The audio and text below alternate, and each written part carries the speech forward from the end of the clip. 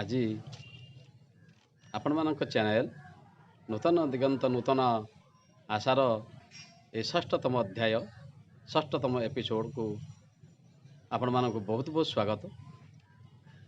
ଭାଗବତ ତତ୍ତ୍ୱରେ ଭାଗବତ ତଥ୍ୟ ଓ ତତ୍ତ୍ୱରେ ଭାଗବତ କଥା ଆଲୋଚନାକୁ ଆପଣମାନଙ୍କୁ ବହୁତ ବହୁତ ସ୍ୱାଗତ ଆଉ ମୋର ପ୍ରଣାମ।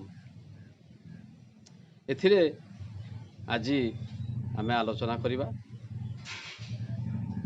ଦୁଇପଦ, ଭାଗବତର ଦୁଇପଦ। ଆମେ ଆଗରୁ ପାଞ୍ଚପଦ ଆଲୋଚନା ସରିଛି। କ'ଣ ଟିକେ ମୁଁ ଜଣେଇ ଦେଉଛି କ'ଣ କ'ଣ ଆମେ ଆଲୋଚନା କରିଥିଲେ। କେଉଁ କେଉଁ ପଦ ଭାଗବତର ପ୍ରଥମ ଅଧ୍ୟାୟ, ପ୍ରଥମ ସ୍କନ୍ଧର ପ୍ରଥମ ଅଧ୍ୟାୟକୁ ଆମେ ଯାଇ ଆଲୋଚନା କରିଥିଲେ 7 ଧାଡ଼ି, 7 ପଦ 14 ଧାଡ଼ି। ଆଜି ଆଉ 4 ଧାଡ଼ି ବା 2 ପଦ ଆଲୋଚନା କରିବା। କ'ଣ କ'ଣ ଟିକେ ଦେଖିବା ଆମେ ଆଗରୁ କ'ଣ ଆଲୋଚନା କରିଥିଲେ ଆପଣମାନଙ୍କୁ ଜଣାଇ ଦେଉଛି। ନମଇ ନୃସିଂହ ଚରଣ ଅନାଦି ପରମ କାରଣ ଯାବିନୁ ଆଦି ମଧ୍ୟନ୍ତ ବିଚାର ନ ଘଟେ ଜଗତ ଇନ୍ଦ୍ରିୟ ଅର୍ଥ ଯେ ଜାଣଇ ସ୍ୱତେ ଯେ ନିତ୍ୟ ପ୍ରକାଶଇ ଆନନ୍ଦ ମନେ ବେଦ ସାର ବ୍ରହ୍ମାରେ କଲା ଯେ ବିସ୍ତାର ଯାହାର ରୂପ ହୃଦୟ ଚିନ୍ତି ବେଦ ପୁରୁଷ ନ ଜାଣନ୍ତି। ଏତିକି ଯାଇଥିଲା ଆମର। ଆଜି ତା ପର ଧାଡ଼ି ଆମେ ଯିବା, ତା ପର ପଦକୁ ଆମେ ଯିବା। କ'ଣ ଭାଗବତ କହେ, କ'ଣ ଭାଗବତ ଜଗନ୍ନାଥ ଦାସ, ଅତି ବଡ଼ି ଜଗନ୍ନାଥ ଦାସ କ'ଣ ଲେଖିଲେ, ତାପରେ କାହା ପାଇଁ ଲେଖିଲେ ଆମେ ଦେଖିବା। ତତ୍ତ୍ୱରେ ପଢ଼ିବା ଆଉ ତତ୍ତ୍ୱରେ କ'ଣ ଲେଖିଛି, ତତ୍ତ୍ୱର ଅର୍ଥ କ'ଣ, ସେ ପଦ 2 ଆମେ ଜାଣିବା। ମୃତ୍ତିକା ବିକାର ଯେମନ୍ତ, ମୃତ୍ତିକା ବିକାର ଯେମନ୍ତ ଜଳରେ ହୁଅ କଳ୍ପିତ ମୃତ୍ତିକା ବିକାର ଯେମନ୍ତ ଜଳରେ ହୁଅ କଳ୍ପିତ ଜଳେ ଉପଳ ବୁଦ୍ଧି କରି ମୃଗ ତୃଷ୍ଣାରେ ଯେନେ ବାରି ଜଳେ ଉପଳ ବୁଦ୍ଧି କରି ମୃଗ ତୃଷ୍ଣାରେ ଯେନେ ବାରି। ଏ 2 ପଦ ଆଜି ବୁଝିବା। କ'ଣ ମୃତ୍ତିକା ବିକାର ଯେମନ୍ତ, ମୃତ୍ତିକା ବିକାର ଅର୍ଥ କ'ଣ ଦେଖନ୍ତୁ। ମୃତ୍ତିକା ଅର୍ଥ କ'ଣ? ମୃତ୍ତିକା ହେଲା ମାଟି, ବିକାର, ବିକାର କ'ଣ? ମାଟିର ବିକାର କ'ଣ? ସମସ୍ତେ କହନ୍ତି ମନରେ ବିକାର ଆସନ୍ତି। ମନରେ ବିକାର ଆସିଲେ ରୋଗ ହୁଏ, ବିଭିନ୍ନ ପ୍ରକାର ଖରାପ ଲାଗେ, ଶରୀର ଖରାପ ଆଡ଼କୁ ଗତି କରେ। ଇଏ ହେଉଛି ବିକାରର ଅର୍ଥ।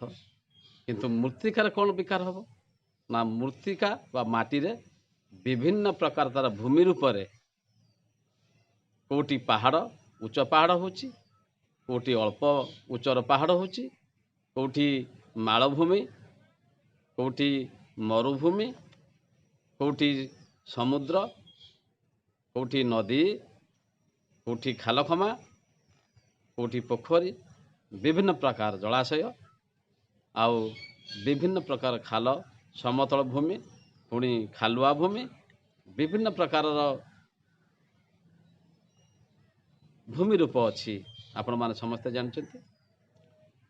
ଏହି ଭୂମି ରୂପର ବିଭିନ୍ନ ପ୍ରକାର ଆକାର ପ୍ରକାର ହିଁ ବିକୃତି। ଯେମିତି ହିମାଳୟ ପାହାଡ଼ ସାରା ପୃଥିବୀର ସବୁଠାରୁ ଦୀର୍ଘତମ ଆଉ ଉଚ୍ଚତମ ପାହାଡ଼। ଏଭରେଷ୍ଟ ହେଉଛି ସବୁଠାରୁ ଉଚ୍ଚତମ ଶୃଙ୍ଗ। ସେମିତି ତାଠୁ ଛୋଟ ବଡ଼ ପାହାଡ଼ ବି ଆପଣମାନଙ୍କ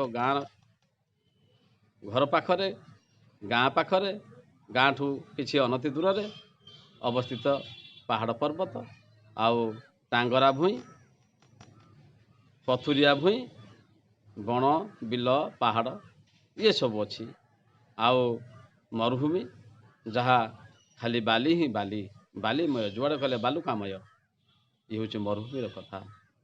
ସେମିତି ଘାସପୂର୍ଣ୍ଣ, ଘାସ ପଡ଼ିଆ, ବିଲବାଡ଼ି ସବୁଆଡ଼େ ସବୁଜମୟ, ସମୁଦ୍ର, ସମୁଦ୍ର ଜଳାଶୟ, ଜଳ ଆମେ ଦେଖୁଛନ୍ତି ସମୁଦ୍ରକୁ, ଆମେ ଭାବୁଛନ୍ତି ଜଳ ଖାଲି ସମୁଦ୍ରରେ ଜଳ ହିଁ ଜଳ, ପୃଥିବୀର 70% ଜଳ, 30% ସ୍ଥଳ। ଅର୍ଥ କ'ଣ?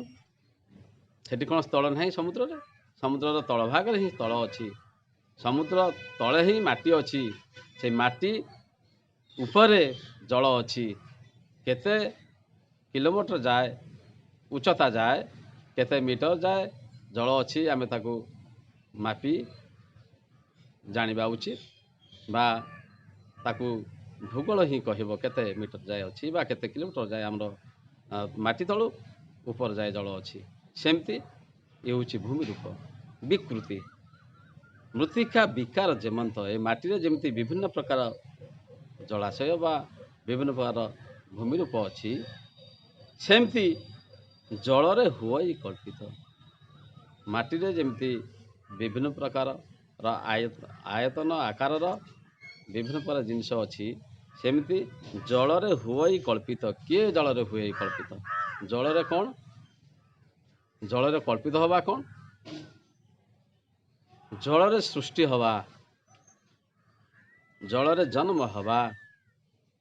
ଆପଣମାନେ ଜାଣିଛନ୍ତି ସବୁ ଜୀବ ଜଳରୁ ହିଁ ଜାତ। ସାରା ପୃଥିବୀର ଜୀବଜନ୍ତୁ ଯେତେ ଅଛନ୍ତି, ଉଦ୍ଭିଦ ଅଛନ୍ତି, ସମସ୍ତେ ଜଳରୁ ହିଁ ଜାତ। ଏହା ବିଜ୍ଞାନ କହେ।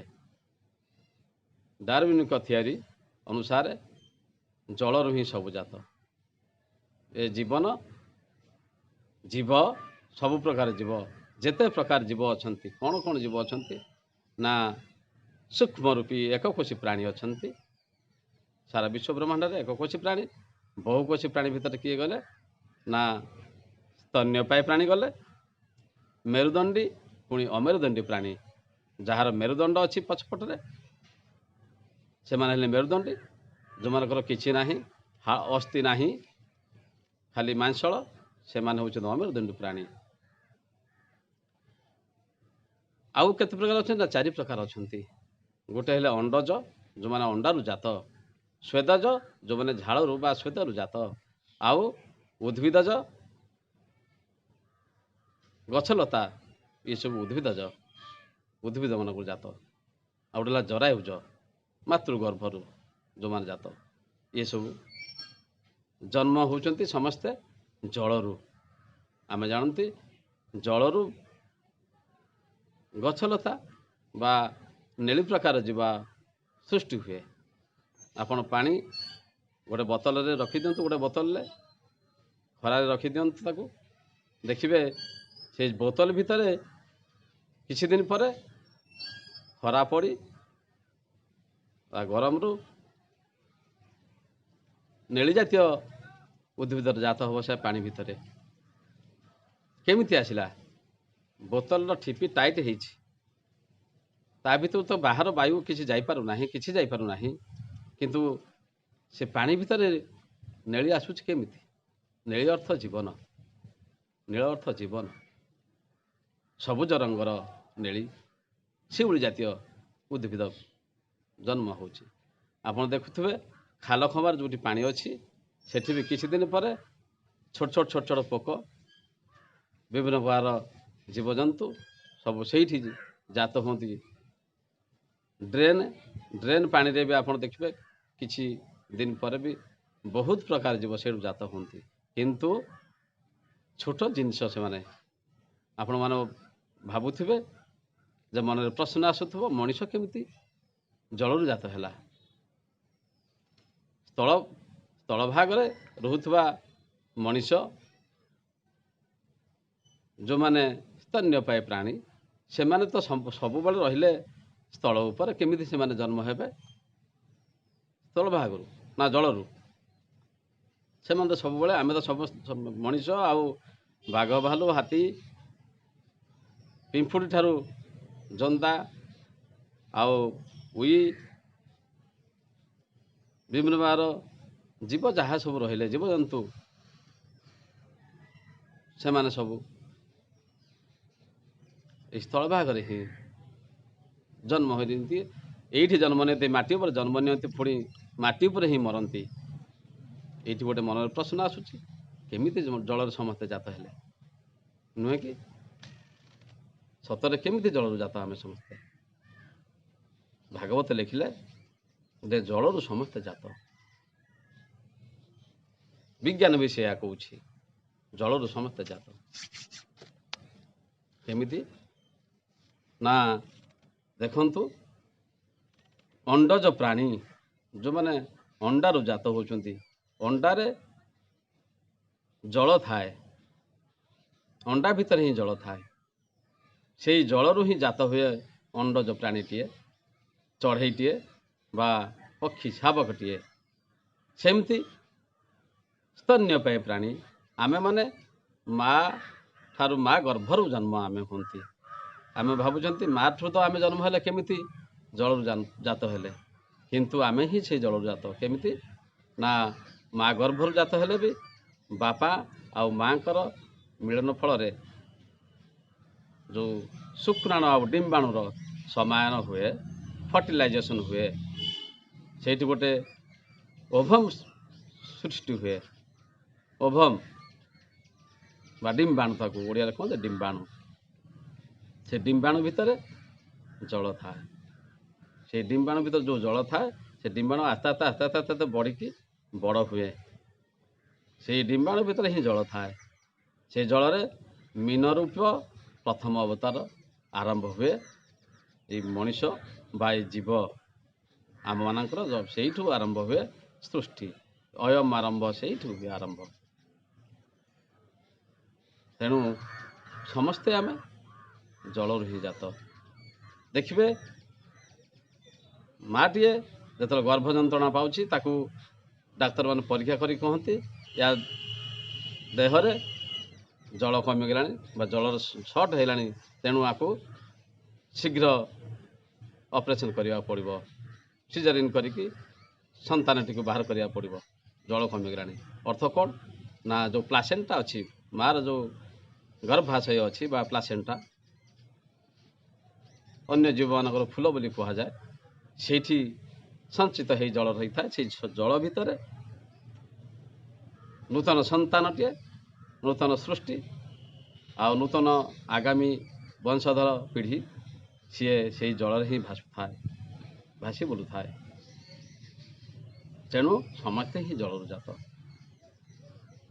ଇଏ ହେଉଛି ସେଇ ଆତ୍ମା ଯେତେବେଳେ ନିଜେ ଚିନ୍ତା କରନ୍ତି ଯେ ମୁଁ ଗୋଟେ ସୃଷ୍ଟି, ଆଉ ଗୋଟିଏ ସୃଷ୍ଟି କରିବି ବା ଆଉ ଗୋଟିଏ ସୃଷ୍ଟି ନେବି ବା ଆଉ ଗୋଟେ ଜନ୍ମ ନେବି, ଆଉ ଗୋଟିଏ ସନ୍ତାନ ରୂପରେ ଆଗାମୀ କାଲି ପିଢ଼ିକୁ ଜ୍ଞାନ ଦାନ କରିବା ପାଇଁ ଆଉ ଗୋଟିଏ ଜନ୍ମ ନେବି, ସେତେବେଳେ ସେ ମାତୃଗର୍ଭରେ ଗୋଟେ ସନ୍ତାନ ରୂପରେ, ଛୋଟ ମୀନ ରୂପରେ ଖେଳନ୍ତି। ତାପରେ ଆସ୍ତେ ଆସ୍ତେ ଆସ୍ତେ ଆସ୍ତେ ବଡ଼ ହୁଅନ୍ତି। ଯେଉଁଟାକି ଆମର କାହାଣୀରେ ଅଛି ଯେ ସତ୍ୟବାନ ରାଜା ଦିନେ ଆଞ୍ଜୁଳାରେ କରାଞ୍ଜଳିରେ ତର୍ପଣ କରୁଥିଲେ ନଦୀରେ। ସେହି ସମୟରେ ଗୋଟେ ମୀନ ତାଙ୍କ ହାତରେ ଖସି ପଡ଼ିଲା। ଖସି ପଡ଼ିଲା ପରେ ସିଏ ଡରିକି ତାକୁ ଖସେଇ ଦେଲେ। ଖସେଇ ଦେଲା ପରେ ରାଜାଙ୍କୁ ସେ ମୀନ କହୁଛନ୍ତି ଯେ ହେ ରାଜା, ଭୟ କରିବାର କିଛି ନାହିଁ, ମୋତେ ଆପଣ ସହାୟ ହୁଅନ୍ତୁ, ମୋତେ ନେଇଯାଆନ୍ତୁ ଆପଣ ସାଙ୍ଗରେ। ସତ୍ୟବାନ ରାଜା ସେଠୁ ସାଙ୍ଗରେ ଆଣିଲେ।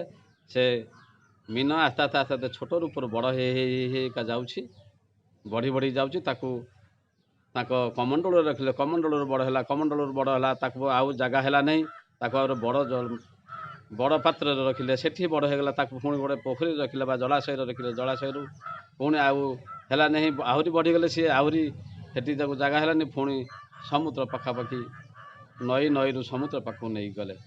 ସେ କେତେ ଦିନ ଲାଗିଥିବ ଏ କାହାଣୀ। ସେଇପରି ସେ ଅର୍ଥ କ'ଣ? ତାର ଅର୍ଥ ହେଉଛି ନା ମାଆର ଯେଉଁ ଗର୍ଭାଶୟ ଆସ୍ତେ ଆସ୍ତେ ଆସ୍ତେ ବଡ଼ ହେଇଯାଏ, ବଡ଼ ହେଇକା ସେ ଛୋଟ ସନ୍ତାନଟି କୁହେ ଯେ ମୁଁ ଆସ୍ତେ ଆସ୍ତେ ବଡ଼ ହେଉଛି, ମୋତେ ଜାଗା ହେଉନାହିଁ। ମୀନ ରୂପର ଆସ୍ତେ ଆସ୍ତେ ଆସ୍ତେ ବଡ଼ ହେଇ ସନ୍ତାନଟିଏ ଯେତେବେଳେ 10 ମାସ ପର୍ଯ୍ୟନ୍ତ ହେଉଛି ନା, ସେତେବେଳେ ଜାଗା ହୁଏ ନାହିଁ ତାକୁ। ସେଠି ମାର ଗର୍ଭରେ ବା ମାର ଯେଉଁ ଭ୍ରୂଣ ଭିତରେ, ଭ୍ରୂଣ ବି ବଡ଼ ହେଇ ଏକା ଚାଲେ। ଇଏ ହେଉଛି ସେଇ କାହାଣୀର ରହସ୍ୟ। ପ୍ରକୃତ ରହସ୍ୟ ହେଉଛି ଈଶ୍ୱର ତତ୍ତ୍ୱ ଜିନିଷ, ଈଶ୍ୱର ତତ୍ତ୍ୱ କଥା। ମୃତ୍ତିକା ବିକାର ଯେମତ ଜଳରେ ହୁଅ କଳ୍ପିତ। ଜଳରେ ସବୁ ହିଁ ଜାତ, ଗଛଠୁ ଆରମ୍ଭ କରିକି ସବୁଜ ଶିଉଳି ଠାରୁ ଆରମ୍ଭ କରି ବଡ଼ ଗଛ ଆଉ ବଡ଼ ଏ ମଣିଷ, ଶେଷ 84 ଲକ୍ଷ ଯେଉଁ ପ୍ରକାର ଜୀବଜନ୍ତୁ ଏ ସୃଷ୍ଟିରେ ଅଛନ୍ତି, ସମସ୍ତେ ଜାତ ଏ ଜଳରୁ। ଜଳେ ଉପଳ ବୁଦ୍ଧି କରି ମୃଗ ତୃଷ୍ଣାରେ ଯେନେ ବାରି। କ'ଣ ତା ଅର୍ଥ ଦେଖନ୍ତୁ। ଜଳେ ଉପଳ ବୁଦ୍ଧି କରି, ଉପଳ ହେଲା ବାଲି, ବାଲି ଗର୍ଭା। ଜଳେ ଉପଳ ବୁଦ୍ଧି କରି, ଜଳର ଅର୍ଥାତ୍ ଏ ପାଣି ଭିତରେ ଯେମିତି ସମୁଦ୍ର ତଳେ ହିଁ ବାଲି ଅଛି, ନଈ ତଳେ, ନଈରେ ଯେଉଁ ପାଣି ଅଛି, ନଈ ପୂର୍ଣ୍ଣ ପାଣି, ପୂର୍ଣ୍ଣ ଗର୍ଭା ଯେତେବେଳେ ଅଛି, ସେତେବେଳେ ବି ଆମେ ଜାଣିପାରୁନାହାନ୍ତି ନଈ ତଳେ ଅଛି ବାଲି ଅଛି ବା ମାଟି ଅଛି ବୋଲି। ସେ ଯେଉଁ ବାଲିଗରଟା ଦେଖାଯାଏ ନା, ତା ଭିତରେ, ନଈ ଭିତରେ ସେ ଆତ୍ମଗୋପନ କରିକି ସିକ୍ରେଟ୍ ଭାବରେ ଥାଏ, ଗୋପନୀୟ ଭାବରେ ଥାଆନ୍ତି ସେ ବାଲିମାନେ। ସେମିତି ଇଏ କ'ଣ କରନ୍ତି ନା, ଏ ସୃଷ୍ଟିମୟ, ଦୟାମୟ, କର୍ତ୍ତା କର୍ତ୍ତା ଦୈବ ବିତତା ଆମର ଆତ୍ମଦେବ ବା ଆତ୍ମା ବା ବ୍ରହ୍ମ କ'ଣ କରନ୍ତି ନା, ଇଏ ଶରୀର ଭିତରେ ମାତୃଗର୍ଭରେ ଛୋଟିଆ ସ୍ଥାନଟିଏ ନେଇ ଇଏ ଶରୀର ଭିତରେ ଏମିତି ଥାଆନ୍ତି, ମାତୃଗର୍ଭଠୁ ଆରମ୍ଭ କରିକି ଆମ ଶରୀର ଭିତରେ ଆତ୍ମଗୋପନ କରିକି ରହିଥାନ୍ତି। ଯେମିତି ଜଳରେ ବାଲି ରଗଡ଼ା ଥାଏ, ବାଲି ଗରଡ଼ା ଥାଏ, ସେମିତି ଜଳେ ଉପଳ ବୁଦ୍ଧି କରି, ବୁଦ୍ଧି କରିକି ସେ ନିଜ ବୁଦ୍ଧି ବଳରେ ସେଇ ଭିତରେ, ଏ ଶରୀର ଭିତରେ ଥାଆନ୍ତି। କେମିତି ନା ମୃଗ ତୃଷ୍ଣାରେ ଯେନେ ହେବାରେ। ମୃଗ ତୃଷ୍ଣା ଅର୍ଥ କ'ଣ ନା ମରିଚିକା। ମରିଚିକା ଆପଣ ଦେଖିଥିବେ, ମରିଚିକା ମରୁଭୂମିରେ ଦେଖାଯାଏ, ନଈ ସମୁଦ୍ର ବାଲିରେ ବି ଦେଖାଯାଏ। ଆପଣ ବାଲିରେ ଚାଲୁଛନ୍ତି, ଦେଖିବେ ଆଗକୁ ଆଗକୁ ଆଗକୁ ଆଗକୁ ପାଣି ହେଇଯାଉଛି, ପାଣି ଅଛି, କିନ୍ତୁ ସେଇ ପାଖକୁ ଆପଣ ପହଞ୍ଚନ୍ତୁ, ସେଠି ନାହିଁ, ଆଉ ତା ଆଗକୁ ଦେଖିବେ। ସେମିତି ରାସ୍ତାରେ ବି ସୃଷ୍ଟି ହୁଏ। କେଉଁ ରାସ୍ତାରେ ନା ପିଚ ରାସ୍ତାରେ। ଆପଣ ପିଚ ରାସ୍ତାରେ ଗାଡ଼ି ଯାଉଛନ୍ତି ବା ଚାଲି ଚାଲି ଯାଉଛନ୍ତି ବା ସାଇକେଲ ଯାଆନ୍ତୁ ବା ମୋଟରସାଇକେଲ ଯାଆନ୍ତୁ, ଦେଖିବେ ରାସ୍ତାଟାରେ ପାଣି ଦେଖାହେଉଛି, କିଛି ବାଟରେ ରାସ୍ତାରେ ପାଣି ଦେଖାହେଉଛି, ଜଳ ଭଳିଆ ଦେଖାହେଉଛି, ଜଳ ଥିଲାବେଳେ ପ୍ରତୀୟମାନ ହେଉଛି, କିନ୍ତୁ ତା ପାଖରେ ପହଞ୍ଚନ୍ତୁ ନଥିବ, ତା ଆଗକୁ ଆହୁରି ଦେଖାହେଉଥିବ। ଇଏ ହେଉଛି ମୃଗ ତୃଷ୍ଣା ବା ମରିଚିକା। ମୃଗ ତୃଷ୍ଣାରେ ଯେନେ ଭାରି। ମରିଚିକାରେ ଯେମିତି ଜଳ ଦେଖାଯାଏ, ଇଏ ସେମିତି ଏ ଶରୀର ଭିତରେ ଆତ୍ମଗୋପନ କରି ରହିଥାନ୍ତି ଆମର ଆତ୍ମା ବା ବ୍ରହ୍ମ। ସେ ଲାଗି କ'ଣ କହେ ଭାଗବତ, କୃଷ୍ଣ ଯେ ଛନ୍ତି ସର୍ବଦେହେ ମୂଢ଼ ନ ଜାଣେ ମାୟା ମୋହେ। କୃଷ୍ଣ ଯେ ଛନ୍ତି ସର୍ବଦେହେ ମୂଢ଼ ନ ଜାଣେ ମାୟା ମୋହେ। ଅନ୍ତରେ ଅନ୍ତର୍ଯାମୀ ହୋଇ ସର୍ବଭୂତରେ ଆତ୍ମା ମୁହିଁ। କ'ଣ କହିଲେ ନା, କୃଷ୍ଣ ଯେ ଛନ୍ତି ସର୍ବଦେହେ ମୂଢ଼ ନ ଜାଣେ ମାୟା ମୋହେ। ମୂଢ଼ କ'ଣ କରେ? ମୂର୍ଖମାନେ, ଜ୍ଞାନୀ ଲୋକମାନେ, ଜ୍ଞାନୀ ପଣ୍ଡିତମାନେ, ଶୁଦ୍ଧିଜନ ଜ୍ଞାନୀଜନ ମାନେ ଜାଣନ୍ତି ଯେ ସେ ଆତ୍ମା ଆମରି ଶରୀର ଭିତରେ ଆତ୍ମଗୋପନ କରିକି ଥାଆନ୍ତି, ରହିଥାନ୍ତି ଆମ ଭିତରେ ଆତ୍ମଗୋପନ କରି ନିଜେ ଧୀର ସ୍ଥିର ଭାବରେ ରହିଥାନ୍ତି, ସ୍ଥିର ଚିତ୍ତରେ ରହିଥାନ୍ତି ଆତ୍ମଗୋପନ କରି। କିନ୍ତୁ ମୂଢ଼ମାନେ ଜାଣିପାରନ୍ତି ନାହିଁ ସେ କେଉଁଠି ଥାଆନ୍ତି। କାହିଁକି ଜାଣିପାରନ୍ତି ନାହିଁ ନା, ମୋହଗ୍ରସ୍ତ ମଣିଷ ଏ ସଂସାରର ଜୀବନ ଜଞ୍ଜାଳ ଭିତରେ ଜାଣିପାରେ ନାହିଁ ତାର ଈଶ୍ୱର କିଏ, ସର୍ବମୟ କର୍ତ୍ତା କିଏ ଜାଣିପାରେ ନାହିଁ। ଏ ଶରୀରର, ଏ ପିଣ୍ଡ ବ୍ରହ୍ମାଣ୍ଡର, ବ୍ରହ୍ମାଣ୍ଡ ବିଶ୍ୱ ବ୍ରହ୍ମାଣ୍ଡ ବାହାରେ ଅଛି, ଏ ପିଣ୍ଡ ବ୍ରହ୍ମାଣ୍ଡ ବାହାରେ ଯାହା ଅଛି, ପିଣ୍ଡରେ ସେଇଆ ଅଛି, ଶରୀର ଭିତରେ ସେଇଆ ଅଛି। ଏ ଭିତରେ ସିଏ ଧୀର ସ୍ଥିର ଭାବରେ, ସ୍ଥିର ଚିତ୍ତରେ ଥାଆନ୍ତି, ଶାନ୍ତ ଭାବରେ ଥାଆନ୍ତି। ସେଇଥିଲାଗି କ'ଣ ଲେଖିଲେ? ନାରାୟଣଙ୍କ ସ୍ତୁତି ଆମେ ଟିକେ ଦେଖିବା। ଶାନ୍ତକାରଂ ଭୁଜଙ୍ଗ ଶୟନଂ ପଦ୍ମନାଭଂ ସୁରେଶଂ विश्वाधारं गगनसदृशं मेघवर्णं शुभांगं शान्ताकारं भुजङ्गशयनं पद्मनाभं सुरेशं विश्वाधारं गगनसदृशं मेघवर्णं शुभांगं। बुझंतु टिके यार रहस्य आम छोटिया धाटीए नवा समुदाय आम दरकार ना जो दरकार आम बुझा ये समुदाय स्त्रोत को बुझा बा समुदाय श्लोक को बुझा नारायणकर किंतु वर्तमान आम कौन दरकार ना शांताकार भुजंग शयन एतिक आम जाना शांत कार जे शांत आकार भुजंग शयन भुजंग अर्थ सर्प सर्प परी कुंडली काटिकी रही था कौटी था भुजंग शयनम शांताकार भुजंग शयन पद्मनाभम सुरेशम विश्वाधारं गगन सदृशम मेघवर्णम शोभा। विश्वाधारं विश्वर आधार किए ना सारा विश्वर आधार मूल पिंड होची आत्मा आत्मा बा ब्रह्म आत्मा ब्रह्म जदि नाही ताले विश्व ब्रह्मांड थाए कि न थाए मनीष जदि नाही ताहले सारा विश्व ब्रह्मांड को चिन्हला वाला किए सूर्य को सूर्य कहला वाला किए पत्थर को पत्थर कहला वाला किए पहाड़ को पहाड़ कहला वाला किए गछ को गछ कहला वाला किए सुना को सुना कहला वाला किए हीरा को चिन्हला वाला किए हीरा कोटी टंकार दाम सुना 50,000 टंका दाम लक्षे टंका दाम कि 50 लाख दाम हीरा सुना लीला मणिमाणिक यार दाम टेबुल टाकू टेबुल कहला वाला किए बही को पाठ पढ़ी चिन्हला वाला किए पुणी कहला वाला किए चिन्हला वाला किए ये बुझी से आत्मा थी ना ये शरीर तेणु ये मनीष जदि ना ताहने ये सूर्य को सूर्य कहला वाला कहीं नहीं चंद्र को चंद्र कहला वाला कहीं नहीं आकाश को आकाश कहला वाला कहीं नहीं गछ को गछ कहला वाला नहीं गछर उपकार सूर्यर उपकार चंद्रर उपकार आकाशर उपकार माटीर उपकार कहला वाला किए जानिला वाला किए जलरू विद्युत बाहर कर मनीष जलरू विद्युत जब बाहर शक्ति से शक्ति को जानला वाला किए तेणु मनीष ना तो ये किसी ना सृष्टि ना तेणु प्रथम हूँ मनीष मनीष क्या ना से आत्मा आम क्या आत्मा आत्मदेव तेणु तक आत्मदेव बोली कह जाए आत्मा ईश्वर से होती ईश्वर आउ द्वितीय ईश्वर कहीं सारा पृथ्वी ना जेते ईश्वर ना सब अच्छी सब ईश्वर ना बा सब भगवान ना हूँ से आत्मार अन्य ना आत्मा बा ब्रह्म अन्य ना ही सबकि तेणु प्रार्थना बोला जाए कौन केउ नाम धरी डाकिबु तुमकु तुमे जे सर्व नाम